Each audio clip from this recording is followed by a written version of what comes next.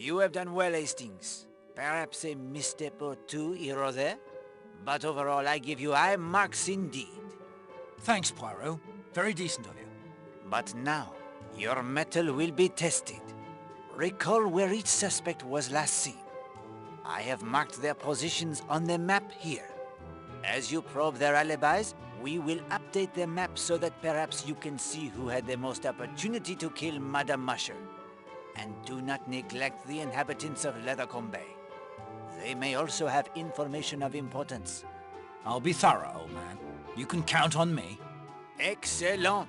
And of course, if you find yourself unable to progress, we will consult the magic of the Finger of Suspicion.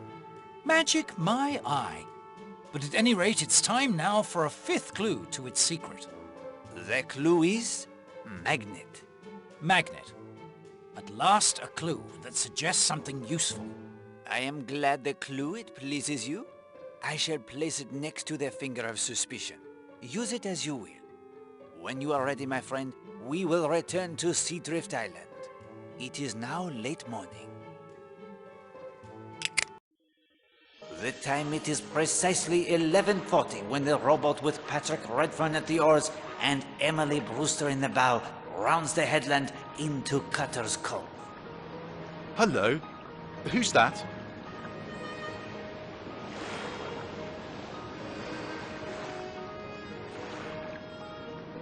It looks like Mrs. Marshall. So it does. We don't want to land here, do we? Oh, plenty of time. That's odd. Why is Mrs. Marshall lying in the shade?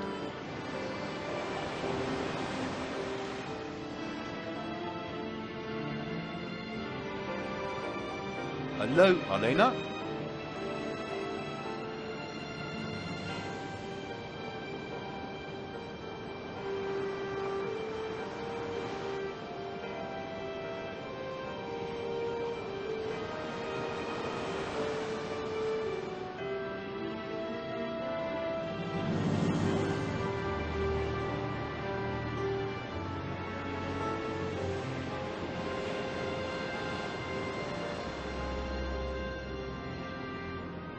Mademoiselle Brewster senses something.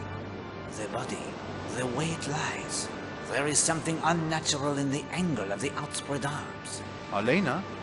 Monsieur Redfern too, he hesitates, and then...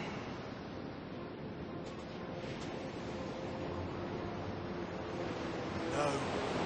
Elena! No! Is she... She's dead! Oh, God. She's been strangled! Elena!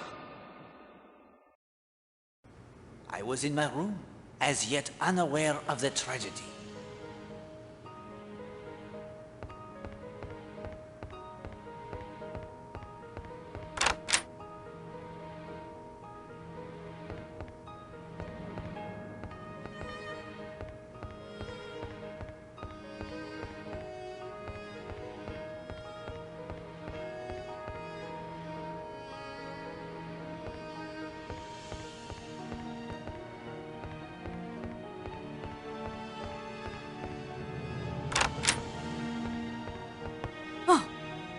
Monsieur Poirot, I'm sorry, my nerves. Madame, has something happened? Don't you know? The police have been here for an hour at least. The police?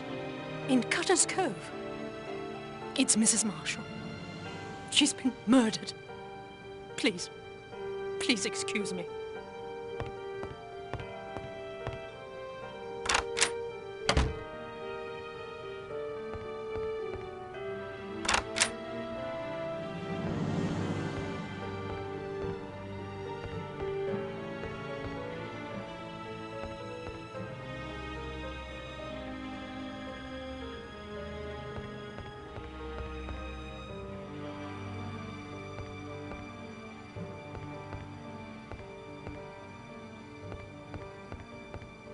Oh, sir. Sir, it's terrible.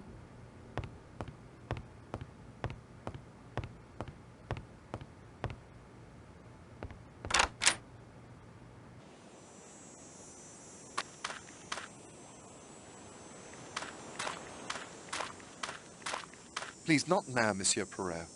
My wife is too distraught to speak.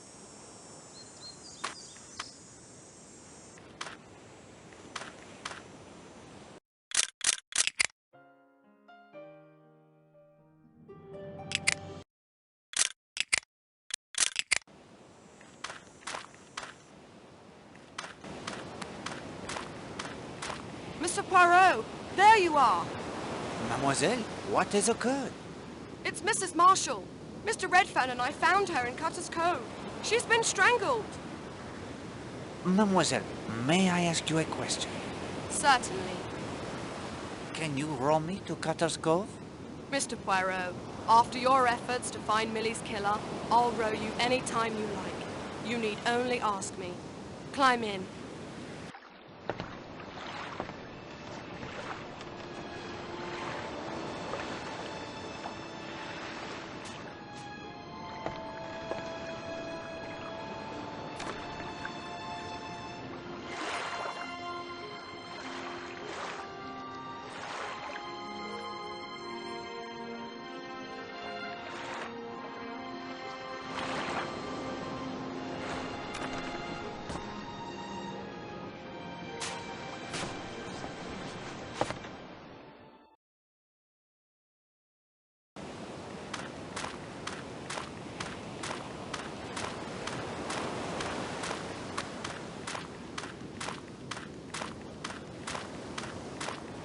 Oh, Poirot! At last! Listen, you know how strapped I am right now with the evacuation, the Home Guard, and now fifth columnists. If you could leave the investigation, I would be in your debt. I will help in any way I can, my friend. Thank you. You just missed Dr. Neasden, the coroner. My men have done a cursory search of the cove. They'll be back shortly to collect the remains and with equipment to do a better job. Who called you? George Strum, bathing beach attendant, showed up on my doorstep. Miss Brewster sent him. As luck would have it, Neasden was with me, so we came right over. What could Dr. Neasden tell you about the time of death? He put the time of the murder at somewhere between 11:15 and 12:20, just before Redfern and Miss Brewster showed up. The cause of death was strangulation? Oh yes, no doubt about that. The handprints are very clear on the neck. Neasden may be able to tell us more after the autopsy, but it's pretty clear a very strong pair of hands did that to her. That's all I have for now. Poirot, I hate to drop this thing in your lap like this. Do not concern yourself, my friend. Look around all you like. I'll make sure everyone knows you speak with my authority. I'll do a background check on everyone on the island. I should have a report for you at the police station later this afternoon. Thank you, Colonel. Elena's coffee flask. This is certainly significant. You aren't going to look at her face, are you? The investigator of murder cannot be squeamish, Hastings. Still, if you assure me of the facts, there isn't any real need, is there? As you wish. I state categorically that Mrs. Marshall was strangled to death by a very powerful pair of hands. Hello, something was dumped here. What does it smell like, Poirot? Coffee.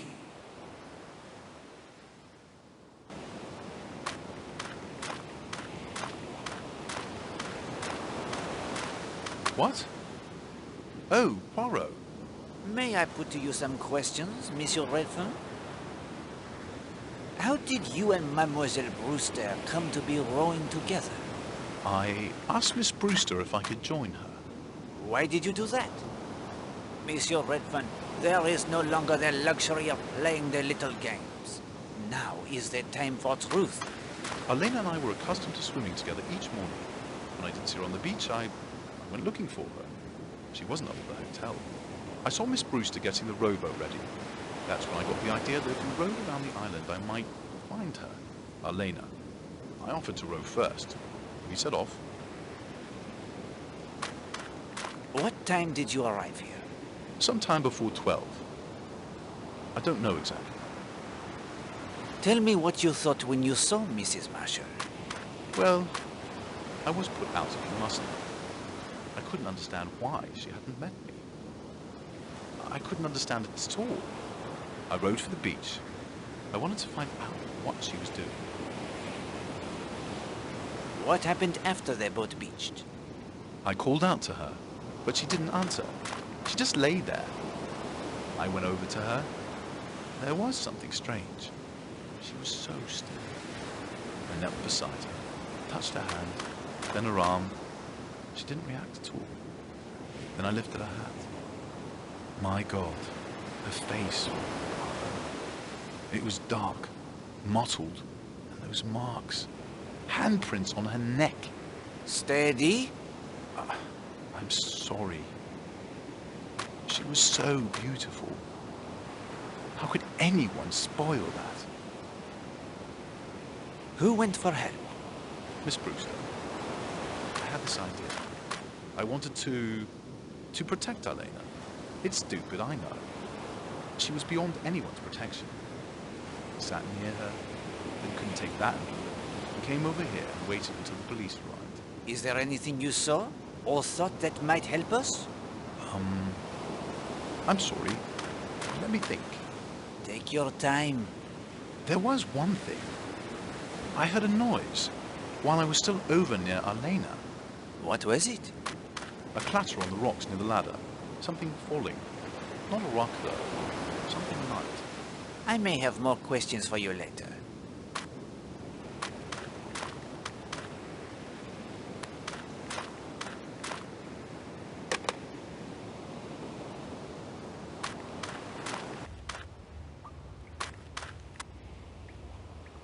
Torn piece of green fabric. The same colour as Arlena Marshall's hat.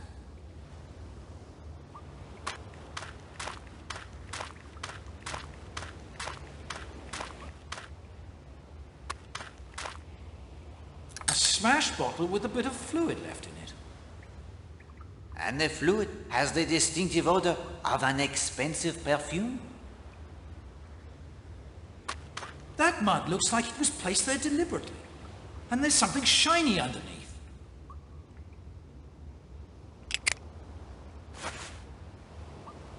I say, a six-sided metal receptacle hidden by the mud.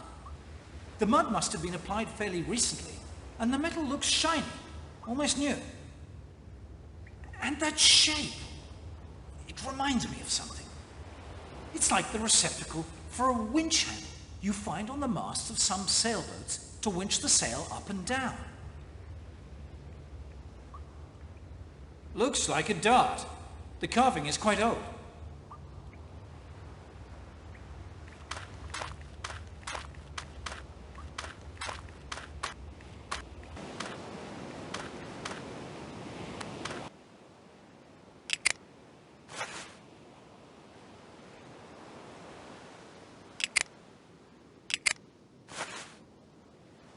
I'll just snip a piece of the fabric from the hat.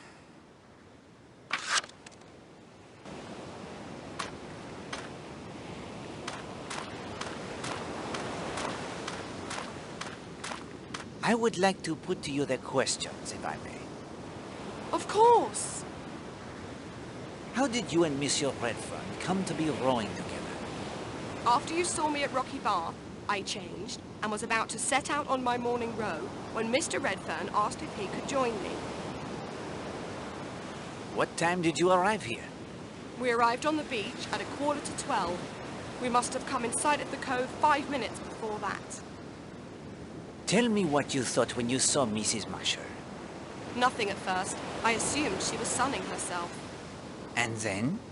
Well, the first thing I noticed was she was lying as if she was sunbathing. But she was in the shade of the cliffs. Then, when Mr. Redfern called out and she didn't answer, that felt odd too. Once we were out of the boat, I could tell there was something unnatural in the way she was lying. Her arms.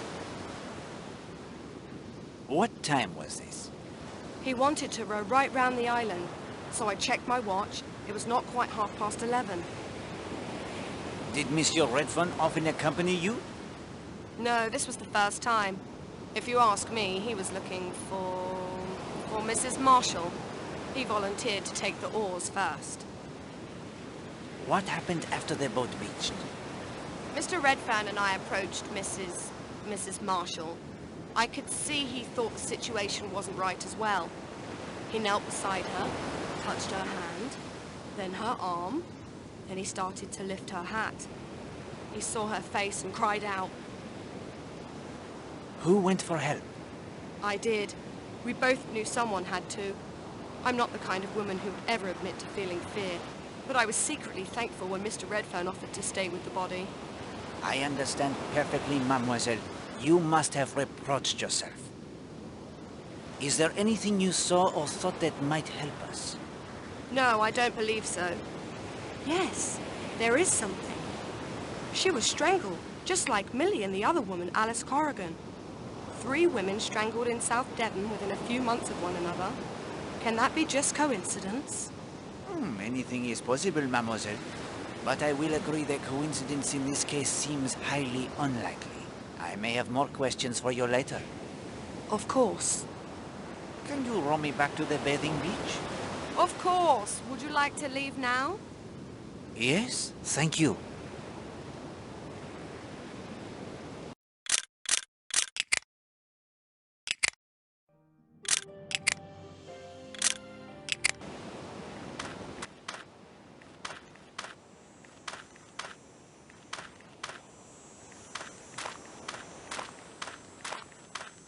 May I have a word with you?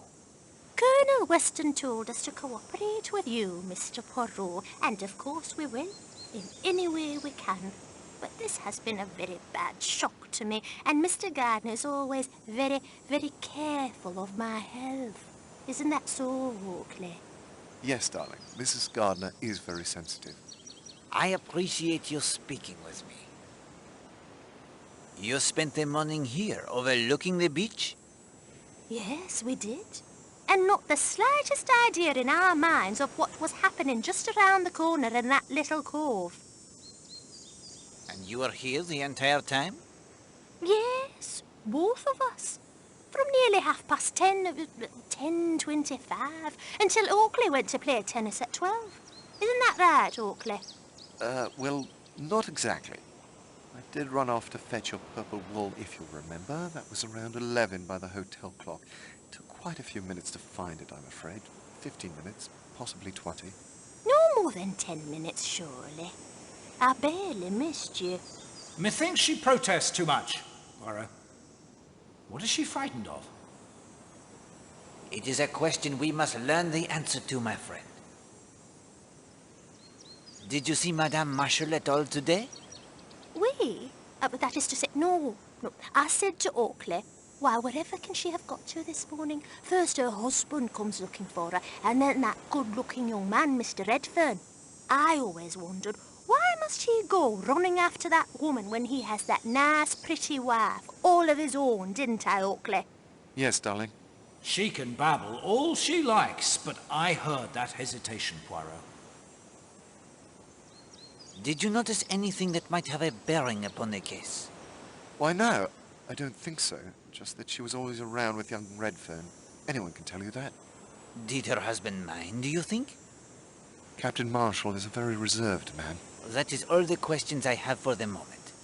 We're devastated. We know nothing that could help. Aren't we, Oakley? Yes, darling.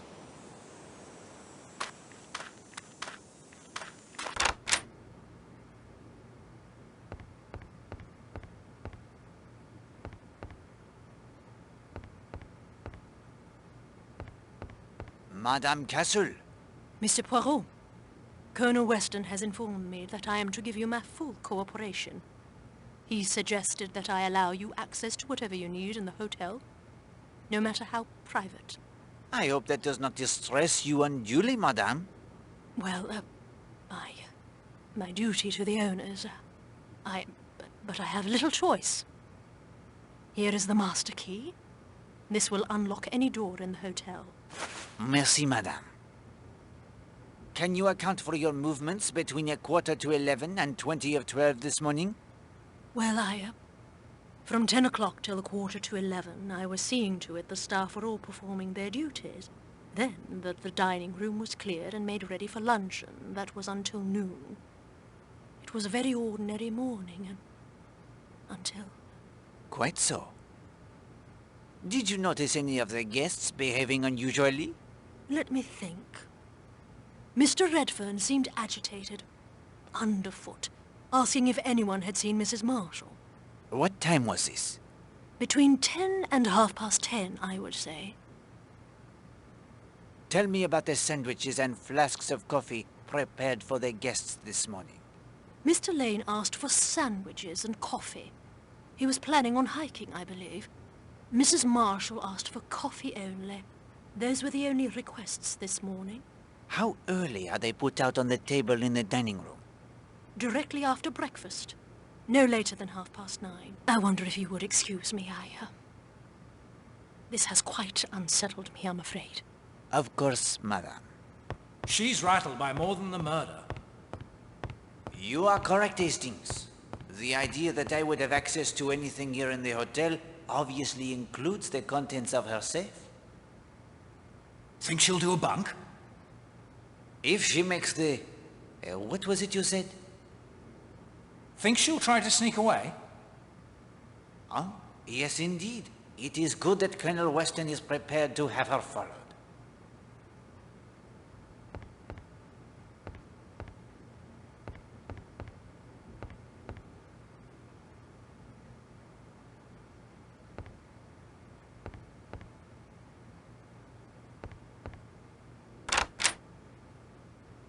This room belongs to the beautiful Arlena Stewart, Marshall.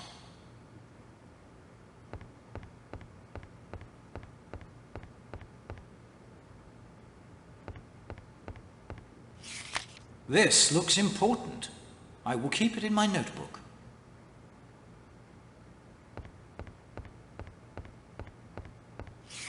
I'll just put this in my notebook.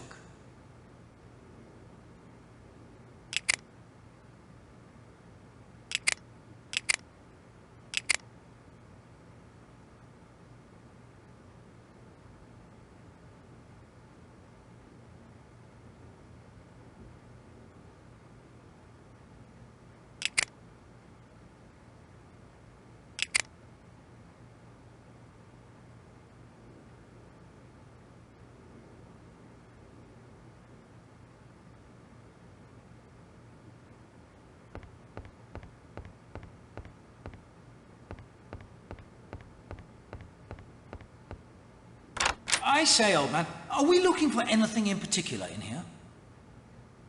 We are indeed, Hastings. We look for that which is not here. Oh, that's a big help.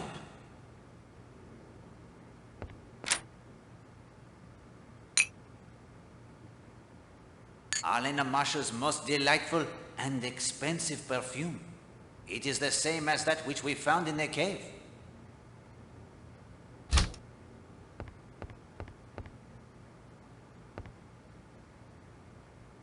Looks like ordinary bath salts.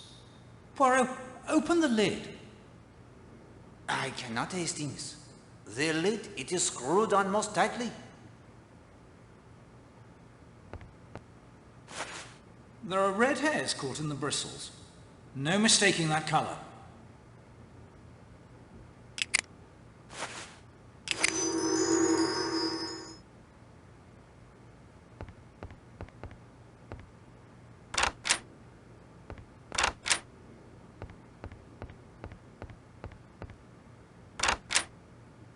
Forgive the intrusion, Captain Marshall. My condolences. Forgive me, but I must impose upon you. Carry on. Poirot, I just saw a shadow by the balcony door. I think someone is out there listening.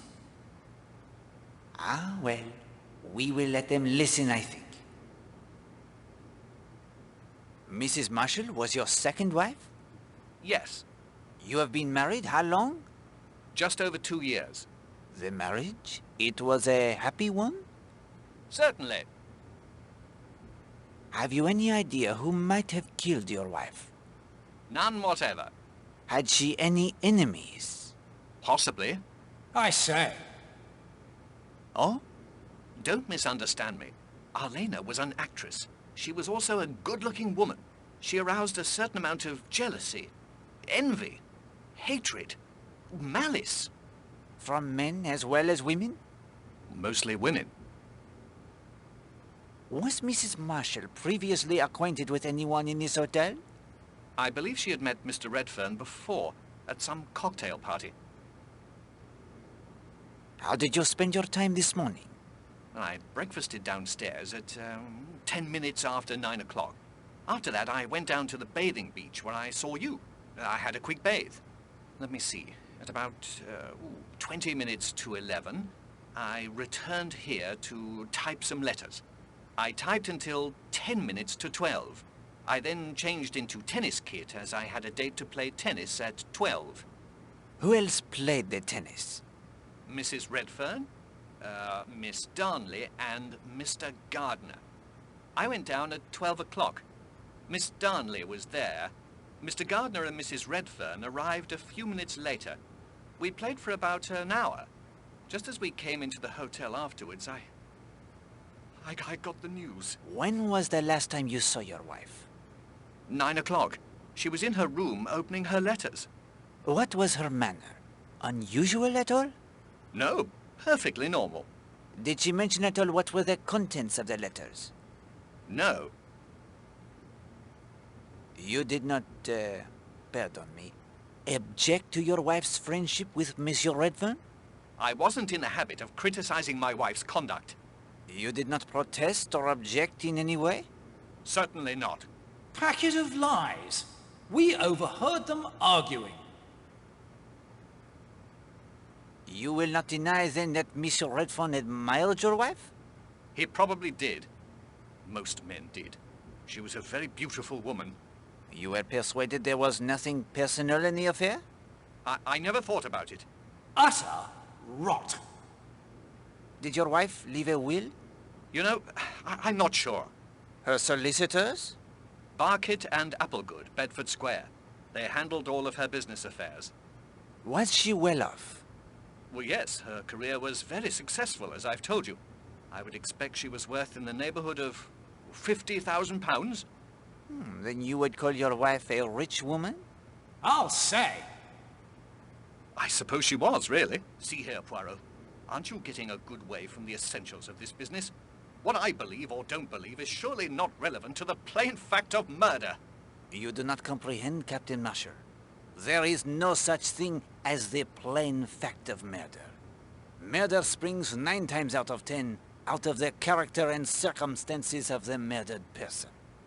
Because the victim was the kind of person he or she was, therefore was he or she murdered. Until we can comprehend fully and completely exactly what kind of person Elena Marshall was, we shall not be able to see clearly exactly the kind of person who murdered her. Was there anything else? Not at present, thank you. Feel free to nose around all you like. I need some air.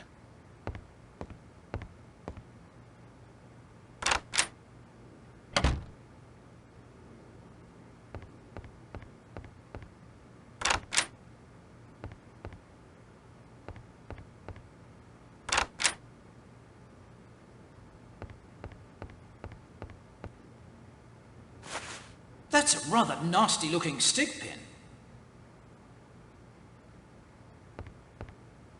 I'd certainly like to see what Miss Marshall has stashed in there.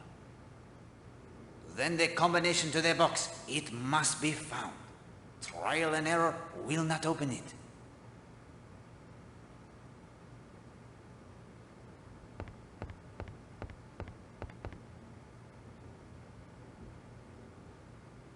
More green fabric. From the ashes, it looks like quite a bit was burned here.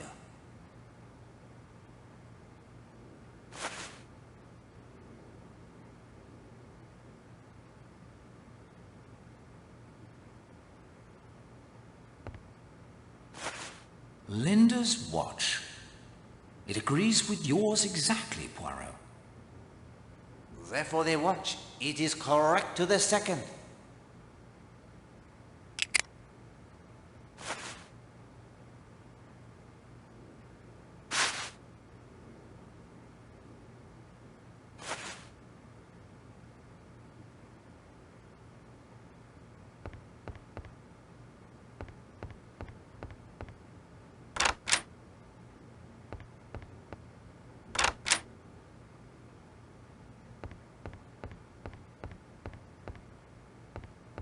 May I put to you some questions, mademoiselle?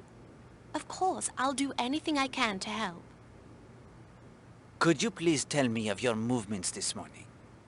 I had breakfast shortly after 9, say 10 past. Then I collected my book, spoke with you in the lobby briefly, and went to read at the Ledgers. That must have been about 25 past 10. I came back to the hotel about 10 minutes to 12, got my tennis racket and played until about 1. From about 10:30 until 20 minutes of 12, you were at the Ledges and never left there during that time? Not entirely. At about 11, I went back to my room to fetch my sun hat. I saw Kenneth Marshall typing in his room. Indeed? From the hall, perhaps? Or the balcony? The hall. His door was slightly ajar. Did you see Madame Marshall this morning? No. You did not see her as she paddled her float round to Cutter's Cove? No, she must have gone before I got there. Did you see anyone at all on a float or in a boat? At the Ledgers? Possibly Mr. Blatt. At least I think it was his boat. It had a white sail, though. You didn't see Monsieur Redfern and Mademoiselle Brewster when they rode past? No, I don't think I did. You see, I was reading, only glancing up occasionally. Did anyone pass you on the path? I was on the lower ledge. Unless someone had called out to me, I doubt I would have noticed them. You were, I think, acquainted with Captain Marshall? He is an old family friend. We grew up next door to one another, although I had not seen him for a good many years. It must be nearly 12. Were the Marshalls on good terms with one another? On perfectly good terms, I should say. Monsieur Marshall, he was very devoted to his wife? Ken, Mr. Marshall is rather old-fashioned. He hasn't got the modern habit of shouting matrimonial woes upon the housetop. Did you like Madame Marshall? No. Why was that? She was bored to death with women and showed it. On the other hand, men were a very different story. Do you think her husband was aware of her interests in that line? I think that he accepted his wife quite frankly for what she was. He had no illusions about her, but I could be wrong. Do you know of anyone with a grudge against Madame Marshall? Only wives, but since she was strangled, I presume that it was a man who killed her. Mademoiselle, may I ask a favor of you? You found my typewriter, Monsieur Poirot. I am in your debt. What would you have me ask, Hastings?